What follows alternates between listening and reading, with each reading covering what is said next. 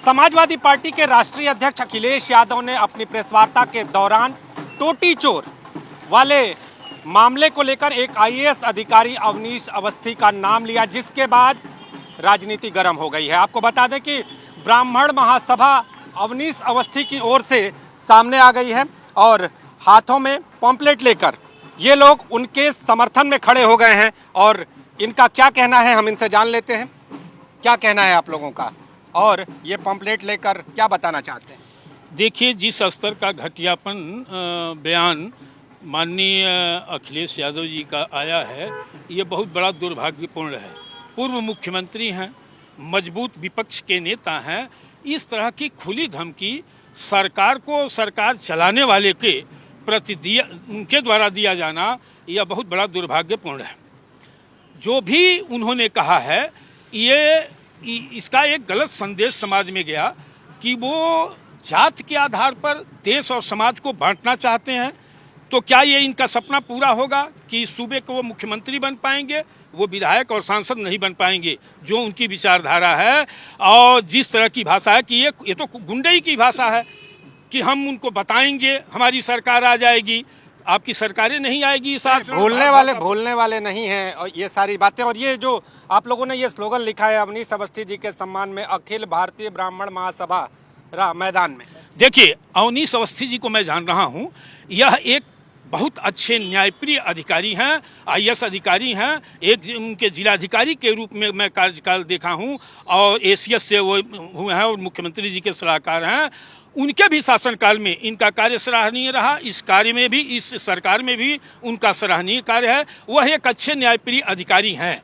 ऐसे अगर कोई आरोप लगा अखिलेश जी पर तो उसकी जांच होनी चाहिए, उसकी जांच करा लिया जाए। आरोप प्रत्यारोप लगते रहते हैं। आप खुली धमकी दे रहे हैं, मेरी सरकार आएगी तो इनको मैं टारगेट करके ये करूँगा।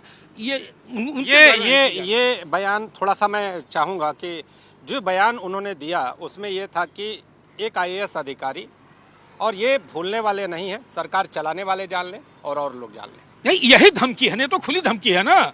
चाहे वो आईएएस अधिकारी हो या नेता हो या समाज सेवी हो, आप पर आरोप प्रत्यारोप लगते रहते हैं। मेरे पर भी तमाम आते हैं समाज सेवा के क्षेत्र में। तो मैं क्या करूं? उनको चिन्हित करके उनके साथ गुंडागर्दी कराऊंगा कल कहीं और पहुंच जाने के बाद। ये बहुत गलत और निंदनीय है। ऐसी भाषा का प्रयोग उन्हें नहीं करना चाहिए। अगर यह चैलेंज कर रहे हैं तो अखिल भारतीय ब्राह्मण महासभा देश का सबसे बड़ा ब्राह्मण समाज का संगठन है। अवनीश अवस्थी जी के पक्ष में पूरे देश में चट्टान की तरह ब्राह्मण समाज के लोग खड़ा हैं और खड़ा रहेंगे।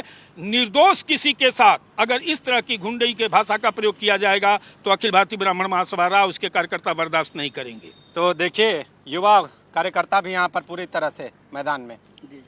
क्या वजह? देखिए, मैं सबसे पहले तो ये कहना चाहूँगा कि अखिलेश जी ये डिसाइड कर लें कि वो विपक्ष के सबसे बड़े नेता हैं या उत्तर प्रदेश में अपनी पार्टी के राष्ट्रीय अध्यक्ष हैं, या जैसे कहा जाता है समाजवादी पार्टी गुंडों की पार्टी है, तो वो सबसे बड़े अपने आप को गुंडा घोषित करना चाहते हैं।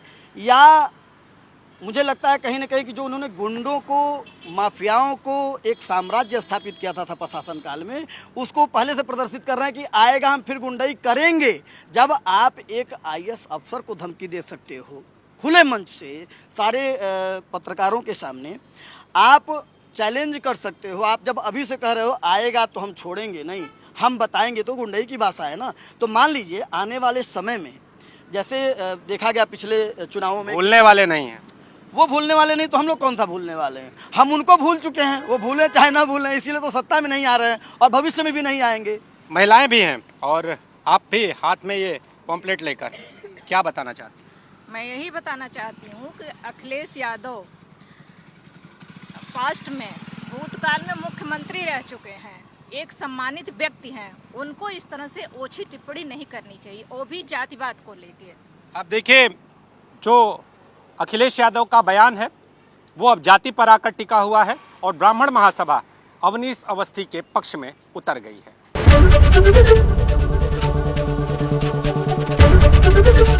एबीपी गंगा, खबर आपकी, जुबान आपकी।